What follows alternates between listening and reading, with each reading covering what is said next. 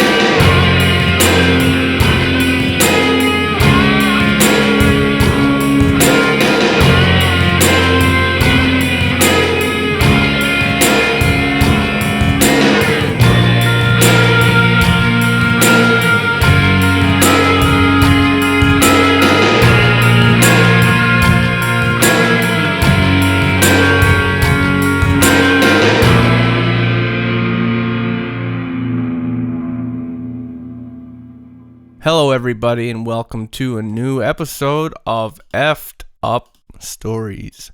I am your host, Will Pender. And I am your co-host, Ryan Sharp. And tonight we will be covering another user-submitted story. This time, if you want to read the original, it's on the official website. It's called Strange Aliens in My Bedroom. And I guess that's all I really need to say about what it's about. It's about aliens in this person's bedroom. I was going to say, as opposed to normal aliens in my bedroom? Well, my in-laws. but that said, before we jump into this, I shout this out because honestly, your stories is our content. This is how we are able to do like 3 of these a week. So it really does matter to get your submissions. If you have an effed up story of your own and you'd like to get it on the website and into a podcast, go to the official site, which is effedupstories.com. That's EFFEDUPSTORIES.com.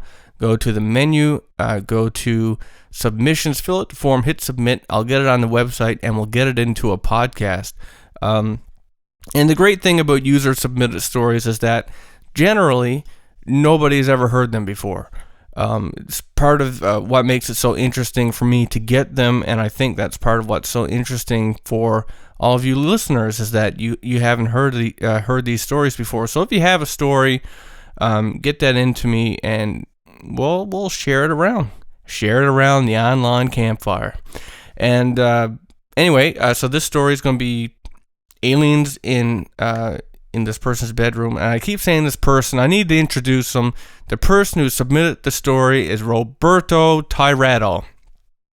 He submitted this very recently, actually, January 12th, 2016, one of our newer submissions. So with that said, let's hop into it. So this story took place in 1994. At this time, Roberto was around 22 years old, and he said, as a teenager, he was the typical detached loner that hated people. The reality TV genre was just starting, and while watching one of those shows, he was amazed to find that he could relate to one of the participants. And that person was very positive, and they impressed Roberto as being very cool.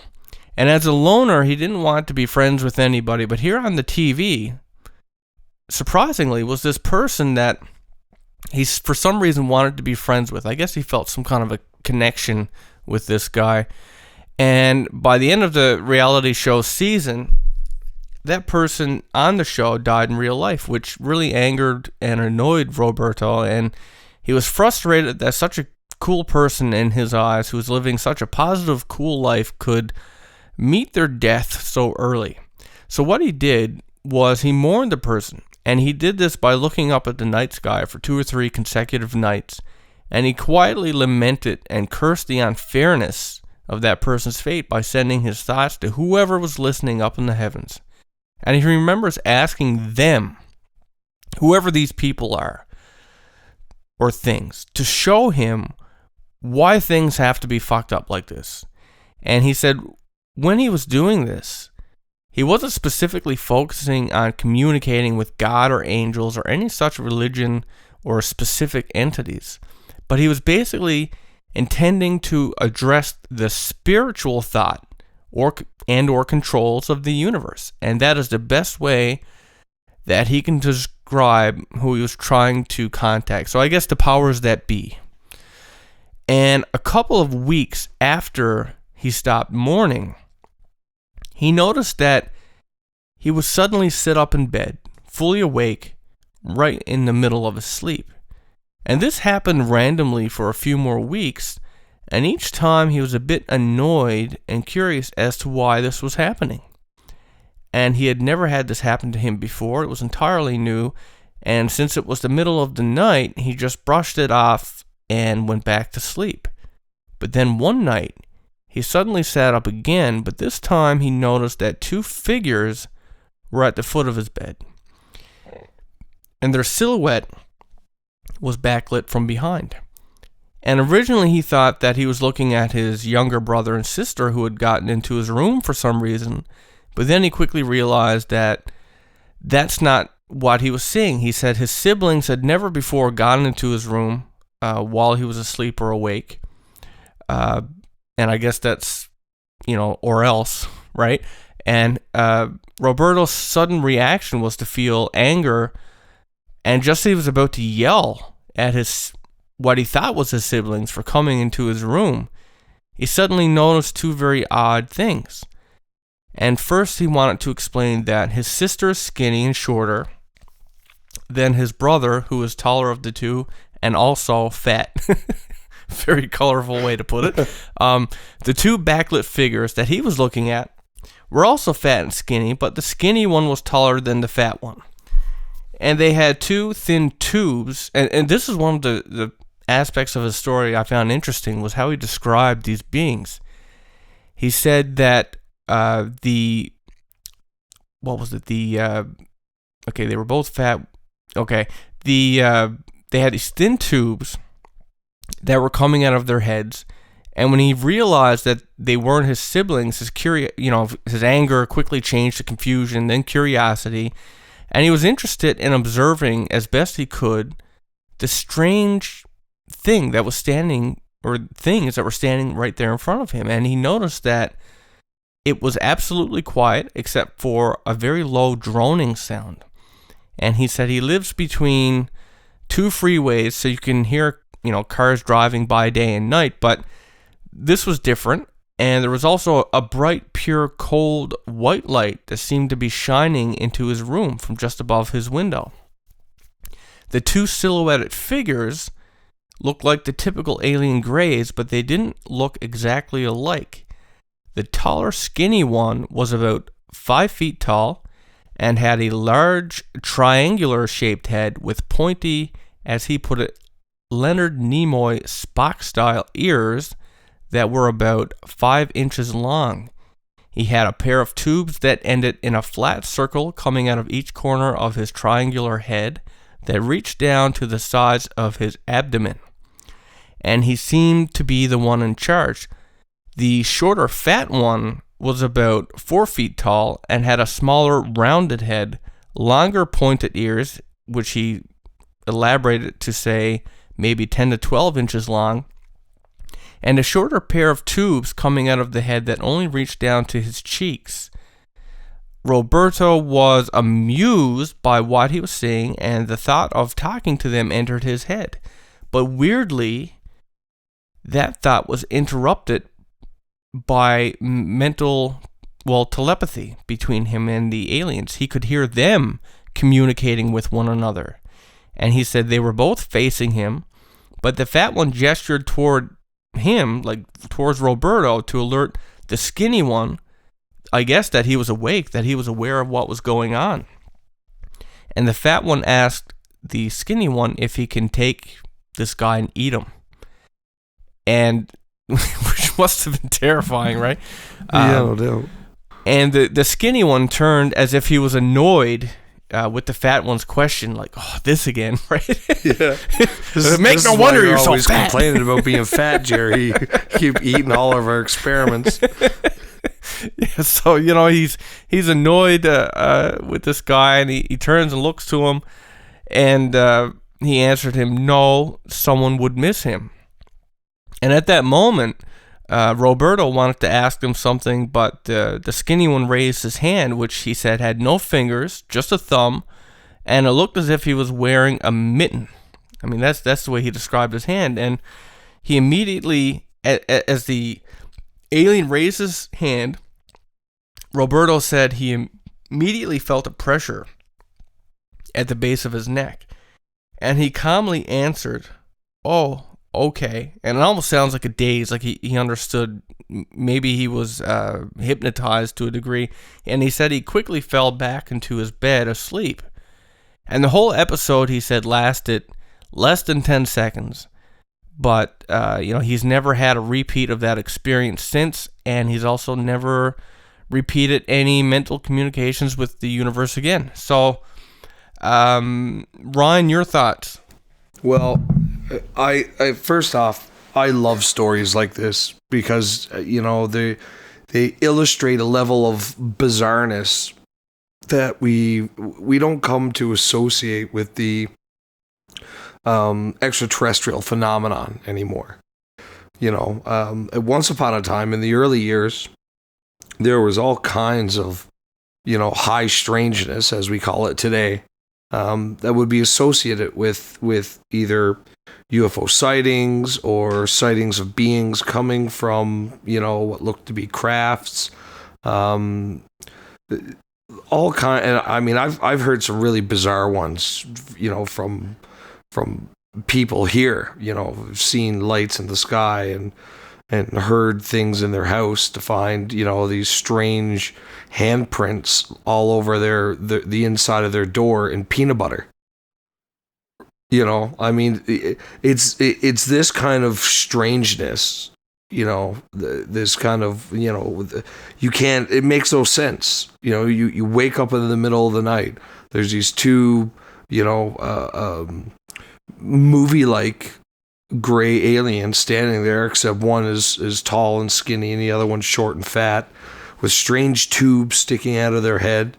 And even to the description of the hands, that's a new one for me. I've never heard of the fingerless mittens with a thumb. Well, see, that's what I liked about it. And you make a good point in that way back when we'd hear these stories, they were really, like, a lot of them were very different and very strange. Like, now I find most stories, that are similar, and on one hand you could say, well, they're similar because people are encountering the same beings, but there's also, I guess, some truth in the notion that because it's so popular, a certain look and story is so popular that some people who don't necessarily have experiences adopt, a similar, you know what I mean? Yeah, and I also think that what is also a strong possibility for the kind of homogenization of these stories over the years, it seems like all the weirdness kind of got bleeded out, and it stuck to, the phenomenon became associated with a very select type of encounter, and anything outside of that was summarily dismissed. But I think a strong argument for that too is also the misinformation campaign theory, that there are certain individuals or groups of individuals or whole organizations, either singular or plural, who may be, working full time to muddy the waters with these stories. So, we get kind of a whitewashed version of, what is actually a global phenomenon where, we get these stories from all over the world, English speaking countries and otherwise.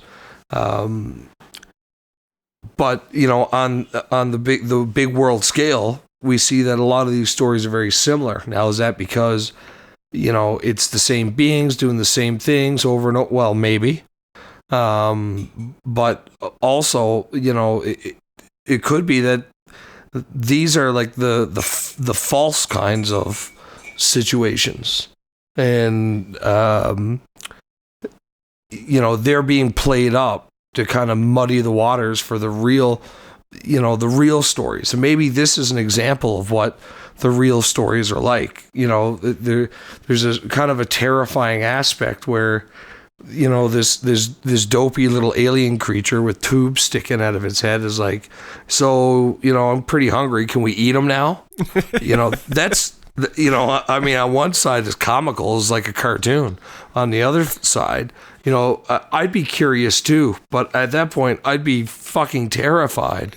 Like, here these things can just come and go in and out of my room as they please, and they like eating people. That's a disheartening kind of bit of information. You never feel comfortable in my room again, kind of a thing. I don't know. I'd buy a casket and lock it on the inside or something. Well, it doesn't help that the fat alien wasn't exactly pictured in the brightest light. This dopey one kind of not in charge. Well, I'm hungry. Can we eat them? It's almost lunchtime. We've been abducting people all night. Can we eat this one? And the other one his only answer is no. Somebody would miss him. Yeah, but it's almost like a face palm was implied, right? It's like, oh, damn it, Roger. You fat bastard. Shut up. Easy there, Stan. Yeah. Well, oddly enough, because I watch American Dad like all the time, right? And when you said, the strange stories, like when someone would wake up and there was peanut butter all over the door, and all I could think about was the episode where Roger's like pancreas or something like that, which was alive, got out, and he had to like use peanut butter traps to try and catch it. Right? It's like, maybe that's a thing, man. It's not necessarily a fictional thing. There's a little bit of truth in every story you hear. Perhaps perhaps the guy, what was his name? Is it Seth? Seth MacFarlane. MacFarlane, yeah. Perhaps he was the one that had the alien with the peanut butter at his house. He's like, well, it terrified me, but fuck it. I'm making a character. I'm going to name him Roger, and he's going to lay peanut butter traps. Well, that story actually came from somebody here in the city who had heard strange sounds, looked out their window, seen a craft lighting up their entire backyard, and then they heard noises, and they lived alone. They heard noises in their downstairs area of the house. Went down and found, like the kitchen practically trashed, and these strange handprints all over the inside of the door that he claims were done in peanut butter. And the only reason I bring the story up is just illustrates the level of strangeness that some of these stories are, seem to exhibit. It's kind of akin to, the kinds of events that we started to see after the Skinwalker ranch incidents became known. Good old Skinwalker. Good old Skinwalker always comes back. All roads lead back to Skinwalker. That place is FUBAR. It is, and I think it's that its reputation for being FUBAR is quite telling. Why can't they invite us there? I'd like to go visit.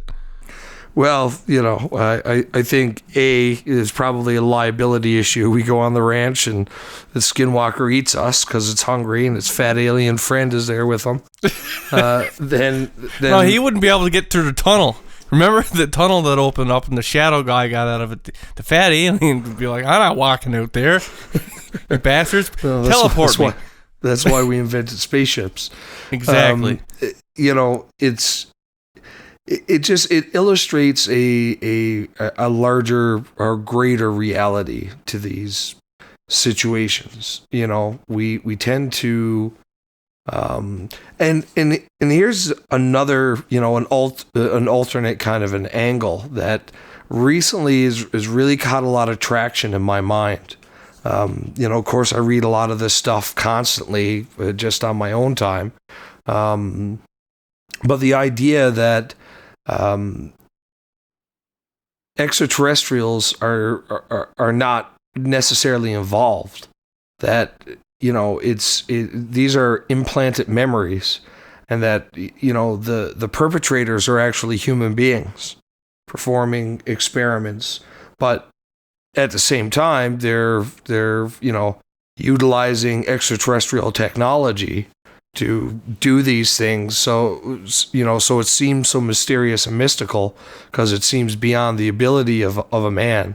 And then they just implant some ridiculous memory in your head about what occurred, and replace the memory of two soldiers or two scientists or two agents, replace that with two Hollywood caricatures of extraterrestrials. Well, it's interesting that you say that. I mean, I've actually read some stories recently about people who have woken up and they can't remember anything about who they were, anything about themselves. They didn't have a stroke. There's no brain damage. They didn't have an accident, but they have all these memories that aren't theirs, right? It's like they're a different person. They don't know how they got there. Where they think they work is different. Everything, it's just swapped. It's like taking one person's brain and plopping it into somebody else's body. And I've seen this now in the stories that I read that were similar to this. I believe the story I read was a woman, and she claimed that she was from a parallel reality. Oh, I read that too. The place where she worked was where it was, and she still worked there. But the department was moved. Yes, exactly. And she wasn't with her husband anymore. She was, still with somebody who, in her memories, is an ex-boyfriend, from way in her past. And she comes to find that, she's still with this person, and she apparently has never met her husband that she remembers being with for several years or something like that. What makes that so interesting is it's right on that, the parallel universe idea, right? I mean, that's something I got to tell you, man, when it comes to parallel universes and time slips and warps, and like, I love that stuff, but it's so hard to find like good stories on it. Yes. Maybe we should look into that more. I did get a suggestion from somebody recently to, if we could do more stuff on time slips and that kind of thing. And like, honestly, I'd love to. I love that stuff. I just find it hard to find, really, really good, solid stories on it. But perhaps we should look. It's called the Mandela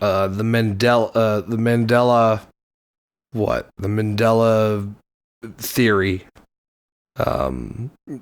Because years ago there was a very large group of people who were convinced that Nelson Mandela had been dead for years, only to come to the realization that he wasn't dead, that he was still alive and kicking and doing doing his thing, doing his human rights thing. And that's the first real instance that I can remember coming across this kind of a story. And, I do believe that the phenomenon is called, the Mandela phenomenon or something like that.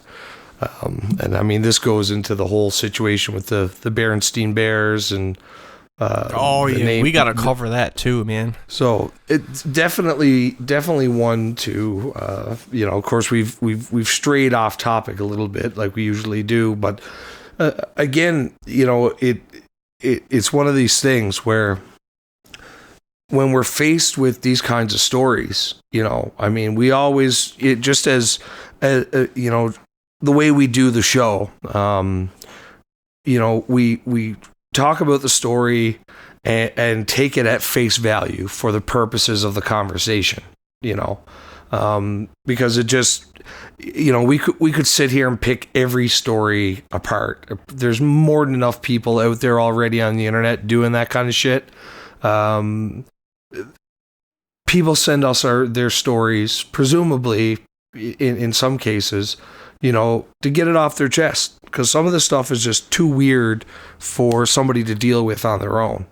And, if you have trouble assimilating it into your life, sometimes it's nice to be able to get it out to a greater audience. And I think it's important because, I've lost count on the number of times now that we've had people make comments like, "Oh my God, that's what happened to me." Oh, all the time. Yeah, and the thing is that it's therapeutic, I would think, for some of the people dealing with it.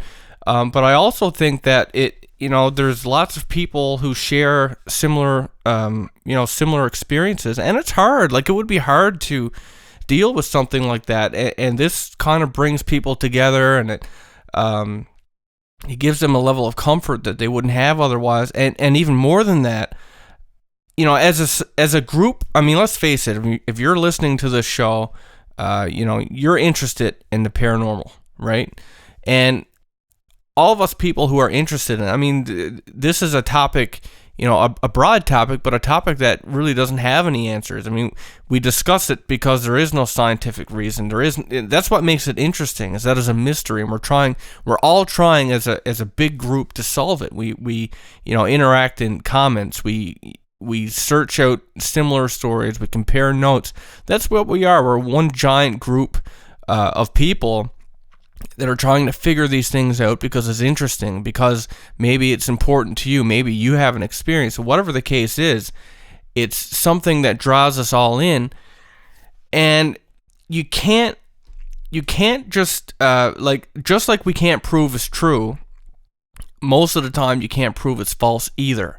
It's no good to go into this with a negative mindset and just be like, well, there's no proof it exists, so it don't. Right?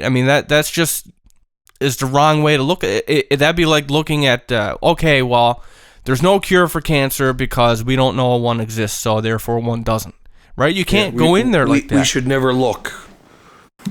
Right. We shouldn't spend any money on research for it because it obviously doesn't exist. Right. Yeah. Like all ingenious, ideas, solutions, and everything comes from having the idea that there is an answer to something, and then it requires hard work, a lot of hard work and time to do it. But that's what it's all about, right? And if it's something you're interested in, then you're going to put the time in. And frankly, for me, while I'm looking for answers, obviously, I think a big part of the fun is not knowing, right? It's just like how people say, it's not knowing that scares people. And I don't know what it is about us people that like being scared or whatever, but there is truth to that. For me, like I like horror movies, right? And I watch horror movies, but truthfully, more than that is I watch documentaries and listen to podcasts like what we do, because when I almost need it to be real to feel anything anymore. Right? I'm so desensitized by, Hollywood and things of that nature, and seeing the same storylines, and saying this, saying that. Like, I need it to be weird. The weirder the better. I need it to be really out there. I need it to be to feel like it's real. That's what I need to feel with this stuff. And I think more than just that, even, while that's an important thing, and I very much share your sentiment there, that even with paranormal stories, it's like you're always chasing the dragon. You're looking for the weirdest and the strangest tales, because you kind of get used to the okay, he got abducted by an alien, and okay, they inserted a probe through his belly button, and that's not where it goes. That's not where it goes. Well, sometimes it does. I think the important part. The the important part, I think, is that we have a dialogue about this kind of stuff, because the truth of the matter is that people really believe that they've had these situations happen to them. I mean, I'm not going to sit here and state that it's a matter of fact that all these people have had all these things. I mean, we can't know that. It's a story. It's an anecdote. We have to go off of what our fellow human is saying. But we have the strange double standard in our society where a fellow human being's story about who committed the murder is good enough to put somebody away for life. But then somebody comes out and says, "Oh my God, I had these weird entities in my bedroom. One was talking about eating me, and then I fell asleep and they fell back asleep and they were gone." That's a terrifying incident. Just waking up and having two strange human beings standing in your bedroom would be a terrifying situation. To wake up and have two non-human entities physically standing in your bedroom, and obviously this person was able to recount with enough detail the situation that happened to them, that they certainly believe it was real. They don't, this is not the product of a fever dream or some kind of substance induced hallucination. That this person really believes in what they're saying. And if that's the case, then I think at least some of us have to say, well, that's good enough for me. Let's hear what you got to say, and let's talk about it, because if we don't have a dialogue about this stuff now, and in 50 years something shows up in the sky and is plastered all over the news, and all of a sudden the UFO phenomenon, the extraterrestrial phenomenon, it becomes a real thing, then we're going to be starting at ground zero with the conversation, when we probably don't have time to start at ground zero. I think that at the very least, it's a good intellectual exercise for us to talk about this stuff now and what the implications are. The seriousness of these events have gone to the point where, there's certain organizations that, have nuclear physicists and former NASA scientists that work, to go through these reports. We have individuals like Robert Bigelow who take it seriously enough that, he literally bought the ranch, and here's a guy whose job is, his job is space. So if anybody is going to be taking this stuff seriously, it'd be the guy who's looking to make get an edge against the competition by saying, if I could discover one truth about these UFOs, that puts me above my competition as, in the aerospace industry. So, these kinds of stories, while bizarre and way out in left field, especially in terms of this particular story, where that's not your usual extraterrestrial contact tale. Everything from it's all familiar, but there's certain key things that are different. And, I think that if we don't take the time now to discuss these things and at least get a dialogue going about it, I think that could come back and really bite us in the ass in the future. Well, I mean, the way to look at it is like this. You and I mean, obviously have an interest in it. We do open a dialogue. We take everything at face value. And in a world where scientists aren't looking at it that way, police aren't looking, nobody in society generally, nobody really accepts that. It's a fictional thing. Wouldn't you say that's generally how people would look at it? Is it? Definitely. It's looked at as being a form of faux reality entertainment. Right. So in a world where this is considered entertainment and nobody believes it, I mean, who are you going to call? Effed up stories, right? We're ready to believe you.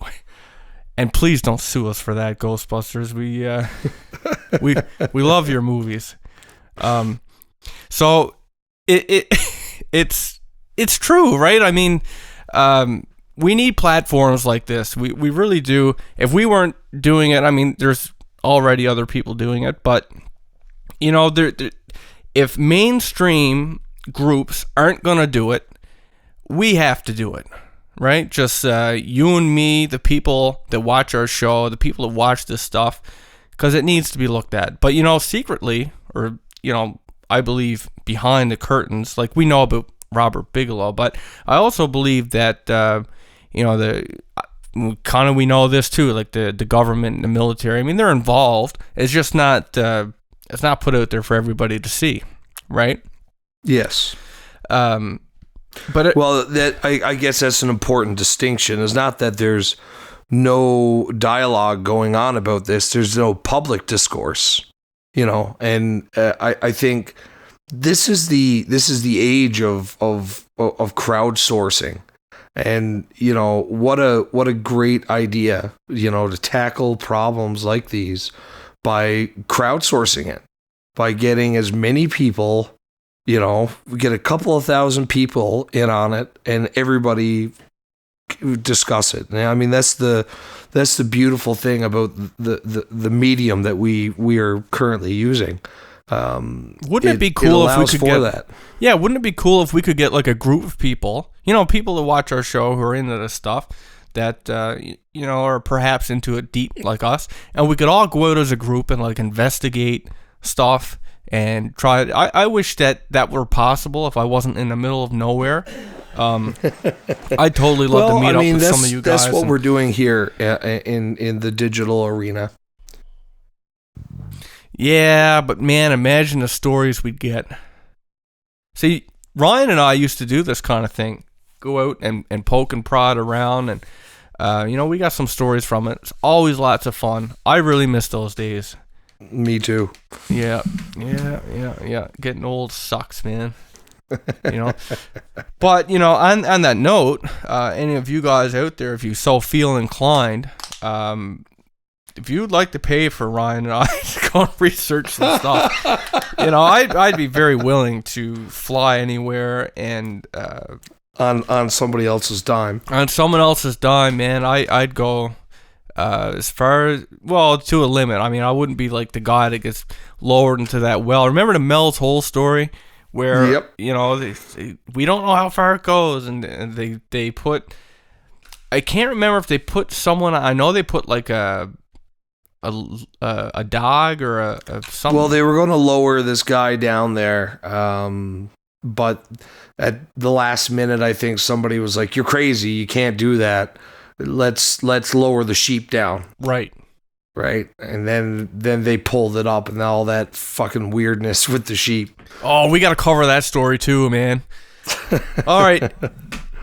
So I think we've exhausted this topic because I'm kind of hopping all over the place here. But well, it's not exhaustive, but I you know, as far as the UFO phenomenon goes, I could literally talk for hours about it. But I know I'm more so referring to Roberto's story. So essentially, to sum up, he had a very strange experience, and it's you know, it's not necessarily the norm. But it's very important that we all talk about this because it certainly isn't happening in mainstream media. We should discuss it. You know, discuss it in the comments. Tell us what you think. And if you have an effed up story and you'd like to get it, well, hell, I don't even care if you want to give it. Even if you don't, do it anyway. Do it for me. Make me feel good. Do it anonymously. Do it and let the English see you do it. I think that's the words of Braveheart. So do it. Yeah, I'm not going to try the accent. Okay, so if you have an effed up story, please submit that to us at the official website, which is effedupstories.com. That's EFFEDUPSTORIES.com. Go to the menu to submissions, fill out the form, hit submit. I'll get it onto the website. We will get it into a podcast. and we will have more of these very lengthy conversations. And apparently you guys like that. I'm thinking about, like, I'm all over the place, but people watch. I've had a couple drinks. I don't know if you guys can notice that or not. Anyway, with that said, I hope you enjoyed the episode, and we will be doing another one shortly. I hope you enjoy that as well.